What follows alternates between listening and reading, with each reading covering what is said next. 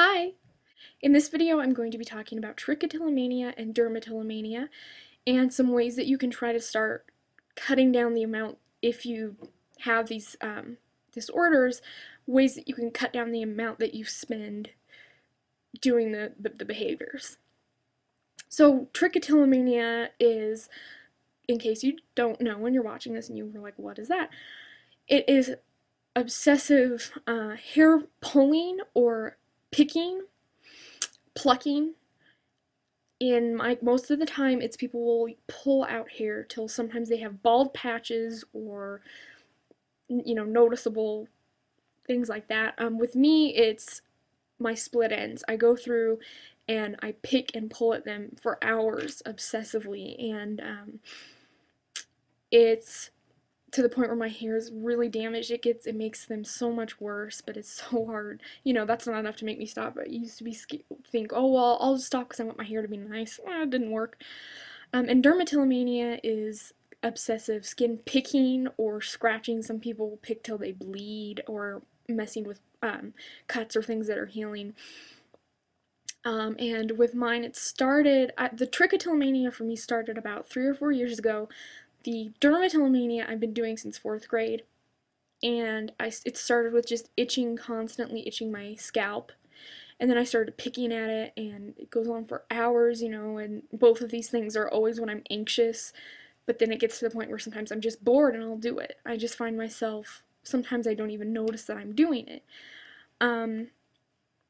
And I feel like a freak, and especially before I knew what it was, I felt like such a freak, a weirdo. I mean, who does that? I was like, I pick and pull, and I also pull at the hair on my arms, and I'll find loose ones, and I mean, it's just weird, and I felt like a freak.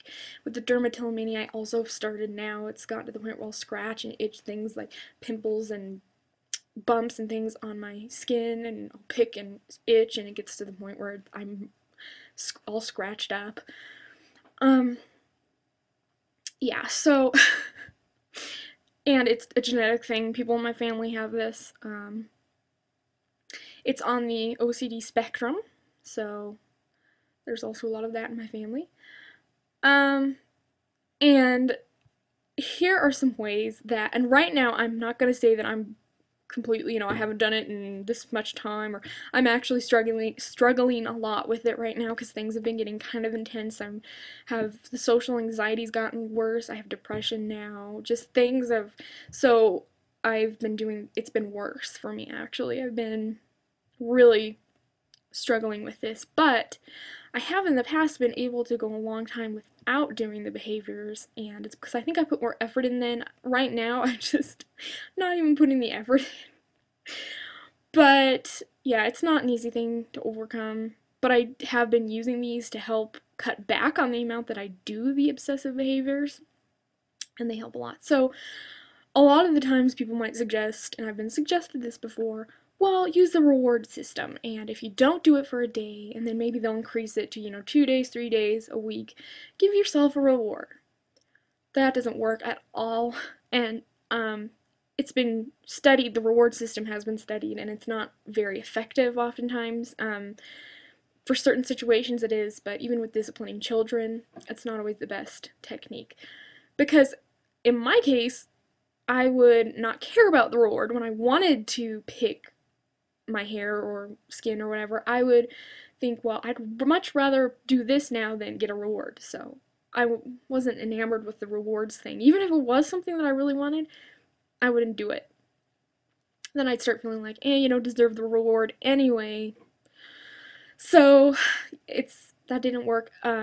Taking stuff away, I know I've heard of suggestions of, well, if you do it, then you don't get to do this, or that doesn't work at all, because then you're giving yourself negative reinforcement for something that isn't entirely your fault.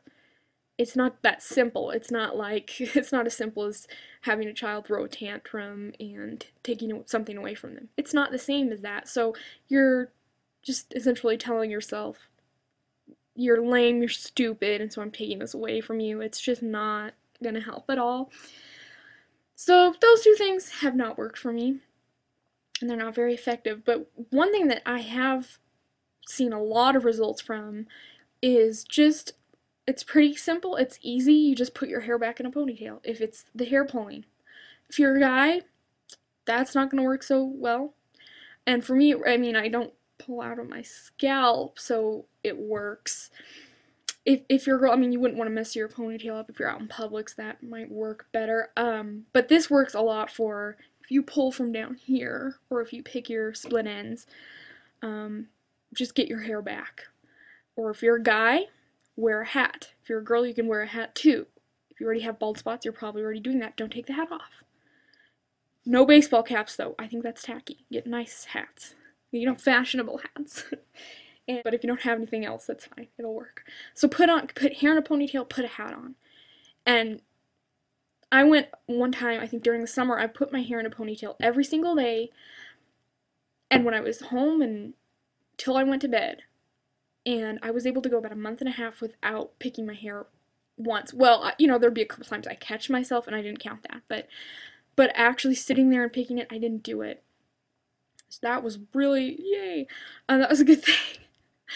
And if you find yourself picking at your skin, you know, there's those gloves that you can get that you can use, they're supposed to be moisturizing or whatever, and you put the cream on and it's like a spa treatment. Just get the gloves, or just get some lighter gloves and wear those so that you aren't, and do not take them off, so that you aren't, if you try and pick, you're like, wait.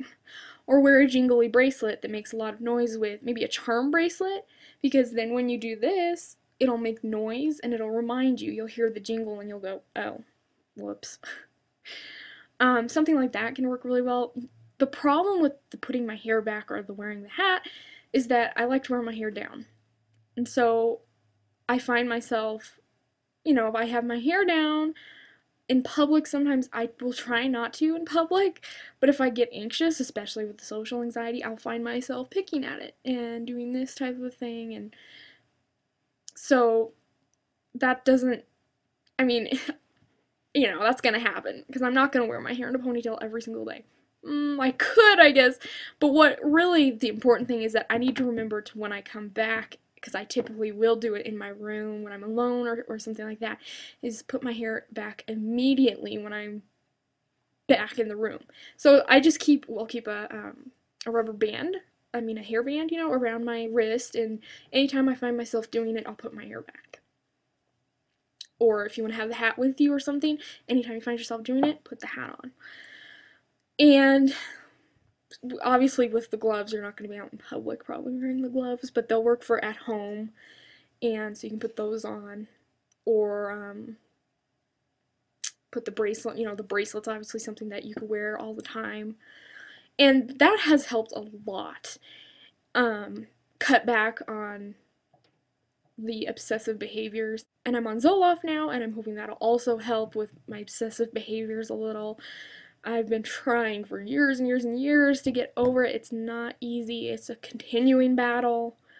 But, you know, I really am going to try here to work on doing the things that I just suggested, and also just keeping yourself busy, doing something with your hands, like knitting. I started knitting, really anything, play a game, you know, on the computer, draw, just do something, take something and play with it, like this. Keep yourself busy with your hands, or doing something that you can distract yourself, so you don't want to pick or whatever it is that you do, pluck. So, and also check in with yourself. How do I feel when I'm doing this? You know, so that you can be aware that there's a connection. Because for me, it's when I get anxious or upset or nervous, I want to do it. And so check in and see. So those are just a couple tips. And like I said, there's no fast cure, you know, this is for sure gonna work. Not like that at all. But you can try this, and yeah, so thanks for watching. Bye.